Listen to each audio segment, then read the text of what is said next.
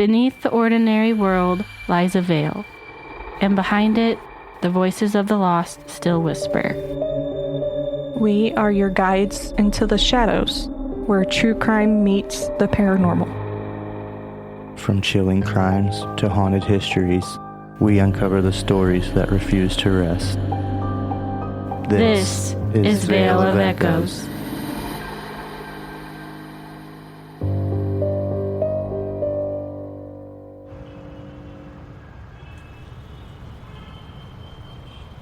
There are nights where everything still feels reversible. This wasn't one of them.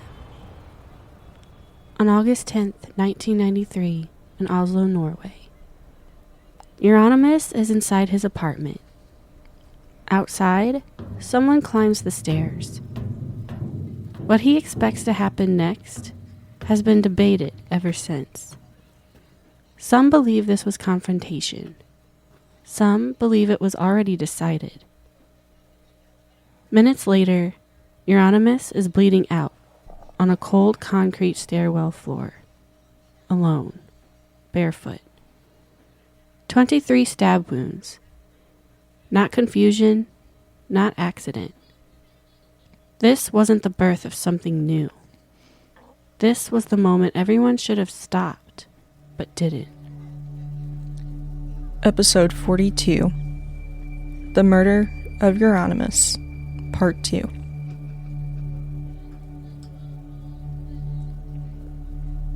Welcome back to Veil of Echoes, where true crime meets the paranormal. Each week, we step into the moments where belief hardens, where identity becomes obsession, and where history leaves scars that don't fade quietly. We examine the people, places, and movements that crossed the line and couldn't come back from it. We're your hosts. I'm Lindsay. I'm Zach. And I'm Bria. Before we continue, we want to offer a content warning. This episode includes discussions of graphic violence, murder, and extremist ideology tied to real individuals and events. Listener discretion is advised. If you're enjoying Veil of Echoes, we'd love for you to follow the show and leave a review on Spotify or Apple Podcasts. Every follow, every rating, every listen helps new listeners find their way through the veil. You can also find us on TikTok, Instagram, YouTube, and Facebook for visuals, behind-the-scene moments, and updates on what's coming next. In Part 1, we traced how a scene built on provocation slowly lost its boundaries. How performance became expectation, and extremity became currency. And tonight, we follow that escalation to the night it finally collapses, not as myth, not as ideology, but as consequence. By the summer of 1993, nothing between Euronymous and Varg Vikernes is accidental anymore. To understand why this ends in blood, we need to talk about control and how it started to disappear. For years, Helvete wasn't just a record shop. It was a center of gravity. A place where Euronymous decided who belonged, who didn't, and what counted as authentic. Down in the basement, ideology was shaped quietly. Extremity was rewarded. Loyalty was observed. Euronymous wasn't just part of the scene. He was organizing it. But by 1993, Helvete was under scrutiny. Police attention had increased. The scene had grown volatile. And according to multiple accounts, pressure was coming from outside the scene as well. Some sources suggest Euronymous' parents were deeply concerned about the attention surrounding Helvete and urged him to shut it down. Not as punishment, but as fear. Fear of violence, fear of consequences, fear that things were going too far. Whether it was parental pressure, law enforcement scrutiny, or the instability of the scene itself, Helvete closed. And with it, Euronymous lost more than a storefront. He lost structure. Helvete gave him authority. Without it, his influence became informal, unprotected, unstable. After Helvete, there was no basement, no buffer, no audience. Just reputation and unresolved tension. When Varg first entered the scene, Euronymous welcomed him. He released Burzum's music, brought him into Helvete, gave him legitimacy. At first, it looked like alliance.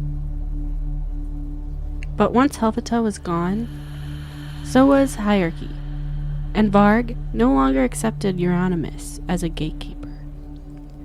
Helvete closure wasn't dramatic. There was no explosion, no public fallout, just a slow loss of control. And when control disappears quietly, what replaces it is rarely quiet at all. By the night of August 10th, 1993, there is no Helvete, no structure, no containment. Just two men, months of resentment, and a stairwell that won't stay silent. By early 1993, the hostility between Euronymous and Varg was no longer contained. It wasn't just personal, it was ideological, financial, and tied to power inside a scene that rewarded escalation. Varg believed Euronymous owed him a large sum of money from Burzum's record sales. Euronymous believed Varg was unstable and increasingly dangerous. At the same time, threats were circulating, some direct, some implied, enough that multiple people later said they believed violence was inevitable. But no one intervened. On the night of August 10th, 1993, Varg leaves Bergen and drives towards Oslo. With him is his friend, Snorre Ruch, known within the scene as Blackthorn. According to Varg, the purpose of the meeting was to resolve a dispute over the unsigned contract. Business, a signature, an attempt at closure. Others would later question that framing, and the disagreement over why this meeting happened would follow the case forever.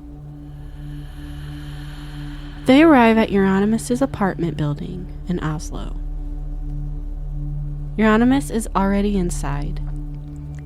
Blackthorn stays outside, smoking. He does not enter the building. Varg climbs the stairs alone to the 4th floor. What happened next is known only through conflicting accounts. Varg later claimed Euronymous panicked when he arrived, that he was kicked in the chest, and that Euronymous ran into the kitchen to retrieve a knife. Varg also claimed the meeting itself was a trap, that Euronymous planned to restrain and torture him while recording it. These claims were never sustained. Investigators found no restraints, no electroshock weapon, no evidence of a staged ambush. What they did find was blood in the stairwell. At some point, Euronymous flees the apartment. He runs barefoot down the stairwell. He does not make it out. His body is later found on the 1st floor. He has been stabbed 23 times. 2 wounds to the head, 5 to the neck, 16 to the back. Varg later claims many of the wounds were caused by broken glass during the struggle. This explanation was not accepted by investigators. After the killing, Varg leaves the apartment building. He reunites with Blackthorn. They drive back to Bergen. Along the way, Varg later claimed he stopped at a lake to dispose of his blood-stained clothes. There is no emergency call, no attempt to explain, no pause long enough to undo what has already happened. What was supposed to be a meeting never becomes one. So, at what point does a confrontation stop being a meeting and become something you can't walk away from? Well, I mean, I think this guy just had his mind made up. I think That's what it seems too, because Yeah. like it said, if you watch the movie, like again, it's all hearsay, but if you watch the movie, I know the movie's more done up, dressed up, yeah. exactly. So that's why I'm saying it's all just hearsay based off of, like, you had to be there to know. But in the movie, it shows Euronymous always picking on this guy, pretty much bullying him, because he's not black metal, he's not in the scene, he's not part of the scene. But Varg wants to be part of the scene, he wants to be in the scene, and at the top, keeping him from being everything he believes he could be, was Euronymous. And that's why he called Euronymous the gatekeeper. And that's when Helitov closed and the basement was no more, they didn't have a place to hide. When it was all out in the open, he took his chance to be at the top himself. Yeah. Yeah, jealousy and rage, like, this was plotted. This wasn't, oh, I showed up and he panicked. Like, you brought a knife with you. Where did you get you said that he went and grabbed a knife. That doesn't explain where your knife came from. yeah. Or your weapon. And you're trying to say, like, it's not in self-defense because there's no stab wounds or slices or cuts, or not even as much as a paper cut or a splinter on you. But this gentleman was stabbed 23 times, still managed to walk 3 floors down before he died. Yeah. It was definitely planned. It wasn't a meeting of money. It was a meeting because Varg had enough. Oh, yeah. Yeah. He's It's a like- little bitch, though. You don't bring a weapon just because you're like, well, just in case. Well, just in case what? Just Yeah. in case you decide that it didn't go your way? So you're just gonna go ahead and kill him Well, because... it was a pocket knife, though. I mean, a lot of people have pocket knives. That is true. Yes, that is true. I mean, I carry one, definitely, and never with the intentions, like, I carry it with me in But Walmart, not in the intentions to stab somebody.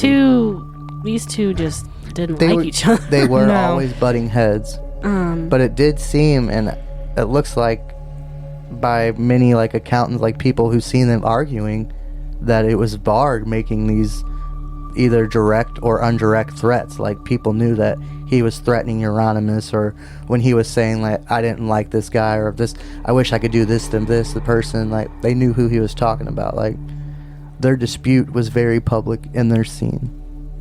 Yeah. Yeah, I just didn't. I think there was more to it, I guess. Well, Definitely. in the black metal scene, they are extreme. yeah. They And are this is very why, extreme. too, because of Mayhem started that. And it seems like to this day there's still no account of Euronymous himself taking acts of anything that he expected people to do to be considered black metal and welcomed in the scene. Yeah. So by his own standards, he was a poser. And I think that's another thing that Varg didn't agree with, is this guy was sitting at top trying to tell people how they should be to be part of the scene when he himself didn't partake in those acts.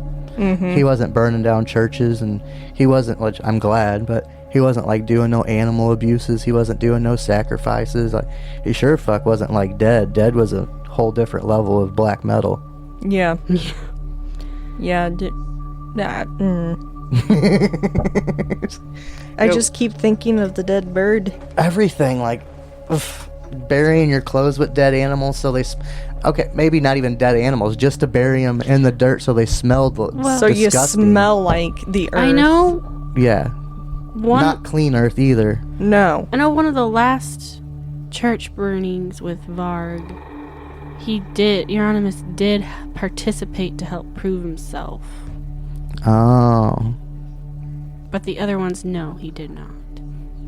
And I know Varg got convicted with the arson, and Euronymous didn't because he was already dead. But, Yeah, he was already dead, so free- unfortunately we couldn't charge but it him. was to prove himself, apparently. from my analyst investigating standpoint, it looks like to me. Yeah, I'm just he did it to prove himself. 'Cause I he know wasn't that, doing but Euronymous kept sitting here telling this dude he's a poser, he's a poser, he's a poser, when the whole time he himself was the poser. And then to finally prove it, he burnt down one church. Or helped. He helped Yeah. burn down one church. So it's still in speculation to like who actually did that. Yeah. That's the problem with things like this, is like it's all hearsay. The only thing we know for sure is Varg stabbed him 23 times to death. Exactly why? And my thing is, if you were going over there just to have a talk, you're not going to stab someone 23 fucking times. Mm-hmm. You're not going to. Yeah. He had it completely planned out, and you can't use the excuse of broken glass for giant ass gashes in the back of somebody. Especially when... It was the glass! It was the glass! And it doesn't even mention anything in the crime scene about there being glass broken, does it? Like, I don't... they're in a stairwell. Like, I know there's doors, but I don't recall there being broken glass anywhere that they got cut by, so... Yeah, and it's like... When people do that, it's like, you do realize that they can tell if it was glass or if it was a knife. Mm-hmm. Like, just come out and say it, that you just did it. Yeah, the patterns are very different. Blades are a little bit thinner than shards of glass. Well, and not to mention the way they cut. Grink, grink. Yeah. Yeah, glass don't cut, it rips. Yeah. Euronymous fell on glass during a struggle. So it had to be from like one of the stairwell doors or something.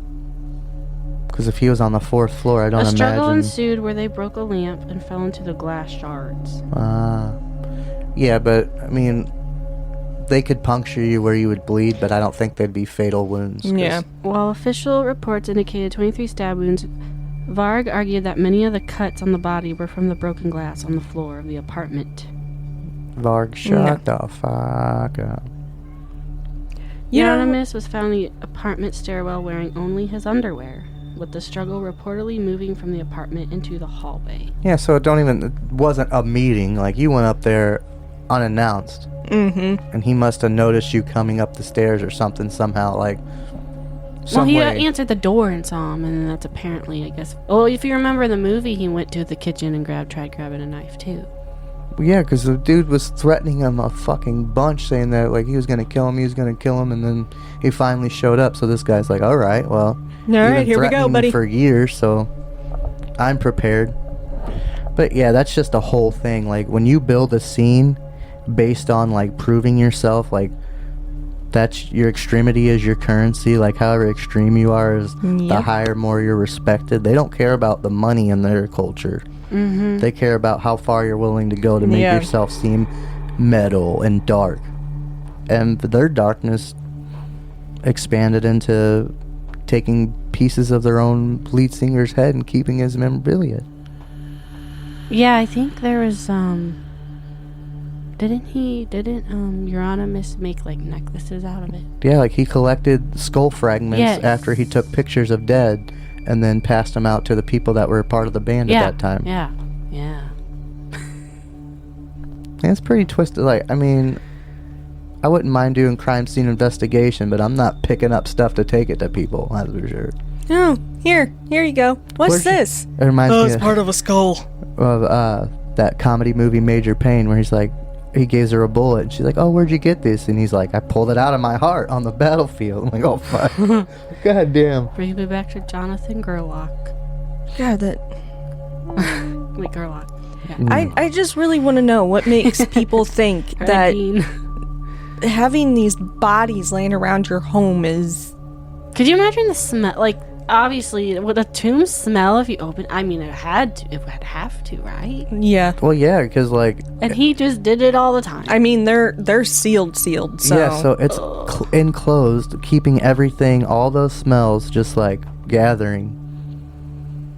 Ugh. It'd have to be a long time before you can open that for it's not going to have a smell. Yeah. And he just had him chill at his house. Chilling. Like, Geen making all those skin lamps and stuff, there's no way it smelled good in his house. Oh, no. No way. I shouldn't laugh. I'm not laughing because of the... Oh, we get you, but with this... I understand that, too. Like, there's no way. I think I'm bothered more by what it would smell like than I would be seeing it. I know that sounds weird, but it's the investigators smell. Would like. Do you want me to make you a crime scene would scratch and sniff book? Cling to them. That would be horrific. Ew. That would be the worst thing. Veil of Echoes crime scene scratch and sniff trademark. I don't know how I feel about that one. Yeah. Like, this is what the Picton farm smells like. Oh, Oh, no. God. Oh, God. Kind Pig of like shit and brain matter. Bean Boozled, but... A little bit of mud. Oh, God. Bean boozled. Ew. I know, I don't mind jelly beans, but she always wants to get those. I was like, I'm not going to stop you from getting them, but I'm not eating them. I don't like disgusting stuff. Like, I know it's all for fun, but that's not fun. When I'm eating something, I do it because I like the taste of it and I want to enjoy it. There is that game we bought that where you smell, it's the... I know. If it smell like... You want to know what I really want to do? I want to do smelling salts. That'll wake you right the fuck up. Smelling salts? What's that? It comes in, like, you can either get capsules and stuff, you crack it open, you smell it, and it wakes you up instantly. A lot of athletes use it. Really? I need some of that. Or night yeah. shift. Oh my God. You're not going to regret staying awake. It'll wake you up. Where you get it? You can get it off Amazon. I'll say you probably What's go to it called? Walgreens and buy some. It's just smelling salts. I'm curious. CVS, you might be able to buy some there. Look. I could use that today. But yeah, it's like, it's not illegal or anything. Look on but TikTok for the videos. I don't know if you got to have it over the counter or anything, just like too. instant... So. It's hilarious. Huh. Yeah, because they tell you, like, people usually do it right here. Is it but salt? They call it smelling salts because it's like some kind of, whatever aroma they use. Oh. They put it in the capsule and you break it open. And it just like something that But yeah, helps. you're supposed to be like right here, open it and smell it. But people do it right here and that's what fucks them up. But it'll wake you up good. I watched Bobby and Andrew do it. Oh, really? Yeah. It Yeah. was intense. I want to try it. Me too. We Well, should try it. Go to work, pop do one it. of those open. I know, I'd be it's like oh my the gosh. Hulk or something. Do it while we're on the podcast. Yeah. Like, are you ready? That'd be I'm hilarious. ready. We should. That would be a good, like, when we start video recording. Yeah. Yeah, that'd be a good one. By the morning of August 11th, 1993, Euronymous is dead at the age of 25, and the story fractures almost immediately. Euronymous' body is discovered hours after the attack, collapsed in the stairwell of his apartment building, barefoot, bleeding, and alone. Early media reports struggled to make sense of it. Some initially blamed Swedish black metal musicians. Others frame it as an internal feud that spiraled out of control. Inside the Norwegian black metal scene, rumors spread faster than facts, and silence becomes protection. On August 19th, 1993, Varg is arrested in Bergen. In the days that followed, others connected to the scene are questioned, including Snorre Ruch and Faust of Emperor. What once passed as posturing is now treated as evidence. Varg maintains his claim of self-defense, that Euronymous planned to ambush him, that the violence was unavoidable. Others in the scene openly doubt this. Some believe the killing was driven by fear, some by money, some by power. And some believe it was planned. The stories don't align, but the outcome doesn't change. The trial begins on May 2nd, 1994. Prosecutors present evidence connecting Varg to Euronymous' murder and to multiple church arsons across Norway. It is alleged that the murder was premeditated, that others were aware in advance, and that an alibi had been arranged in Bergen. Varg denies planning the killing. He admits to possessing explosives, but continues to frame the murder as an act of self-defense. On May 16th, 1994, Varg is sentenced to 21 years in prison, the maximum penalty under Norwegian law. The convictions include the murder of Euronymous, the arson of 3 churches, attempted arson of a 4th, theft and storage of explosives. Snorre Ruch is sentenced to 8 years for his role as an accomplice. 2 churches are burned the same day the sentence is handed down. Many interpret it as symbolic. With Euronymous dead and Varg imprisoned, the scene loses its center. There is no Helvete, no gatekeeper, and no shared direction. Some mourn Euronymous deeply. Others speak of his death with indifference. A few even say they felt relief. So when a court delivers a sentence, does it actually bring closure, you think, or just an ending? I think it just depends. Yeah, I was just getting ready to say, I think it depends on the severity of the case. For one, he murdered someone, so I don't think he should have got out. 21 years for 3 church burn downs and a murder? Yeah. And that's 21 their years. maximum? Maximum! I'm like... You think that'd be maybe maximum for 1 church burning? And that's Yeah. if nobody's inside. Yeah. 21 fucking years for murdering someone. At least he served time, but yeah, 21 years is not... It's, But, I mean, he still claims it was self-defense. Bitch, it wasn't self-defense. I would say, yeah, if there was wounds on him too, but he had nothing. I was about to say, if he had, like, Nothing. defense wounds from, like, you know, trying to shield his face or trying to shield part of his body, that would make sense. And plus, if this guy was planning on attacking you, don't you think you'd at least put on some pants? Exactly. He just came to the door in his fucking underwear. And do you think if Right. he was planning on attacking you, That's he would probably bring why it out he, to I the mean, hallway? he probably did try to go get a knife because he was like, oh shit, why are you here? well, yeah, because you did nothing but threaten me for years leading up to this situation. Yeah. You came unannounced, like even invited. Like it seems like they've always met in a public place, mostly Heliptov. But this time he went directly out of his way to his apartment. Like, bro, you cannot claim self-defense when you went to his house, all the way from a different place, unannounced. It's not a meeting; it's an ambush from your side. Yep. But then, according to him, he wanted to go get that contract signed, I guess he had a knife with him because he heard that Euronymous had plans to torture him, kill him, and it was But that was also hearsay too. Well, yeah, it's all Yeah. hearsay. It's all hearsay. That one guy, Snorre. somebody said something because apparently they said that he was plotting the alibi before they even left to drive to Euronymous' apartment. And I don't know how far away the city is that they were left from to the city they arrived to, but the thing is, in Oslo. they were not in the same city. The court delivered a verdict, but the culture absorbs something else entirely. What comes next isn't justice, it's a legacy. Violence doesn't always end a movement. Sometimes it gives it something to harden around. After Euronymous' death, many assumed mayhem would end. It didn't. The band quietly chose to continue.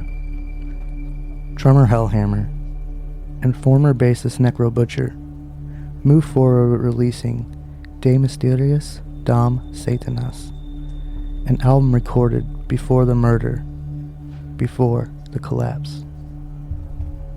Before the album's release, Euronymous' family made a request. They asked that the bass tracks recorded by his killer be removed. It wasn't a public demand. It was private, and it was ignored. The album was released in 1994, with Euronymous on guitar and Varg on bass. Victim and murderer preserved together on record. Ugh. That gave me goosebumps, actually. Fuck that. That's kind of creepy. It's eerie. It's just like John Lennon in that photo with his murderer. Yes, yes. Or Selena with all the photos of her murderer. Or, what was her name? Christina Grimmie. Yeah, I don't really remember that It was a one. man that followed her and killed her? Yes. I think I remember reading about that. It happened 9 years ago. When was that? 2017? Dude, I can't remember what I did yesterday compared Yeah. to 9 years She was ago. murdered by a fan after her concert.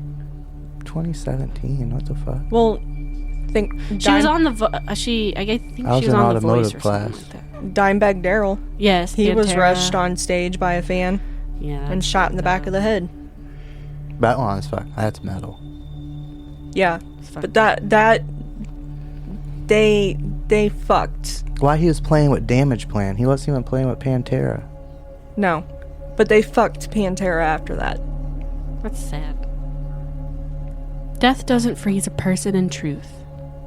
It turns them into a story. After Euronymous died, there was no single version of who he was. Some remembered him as a visionary, someone who helped shape an entire genre. Others remembered him as manipulative, provocative, cruel when it suited him. Both versions existed at the same time. Euronymous built his identity deliberately, dressed in black, openly satanic, committed to an image meant to provoke as much as it believed. But image alone doesn't explain how he's remembered. To some, Euronymous became a martyr, a symbol of authenticity taken too far. To others, his death felt inevitable. Not deserved, but unsurprising. A consequence of threatening violence as if it carried no weight.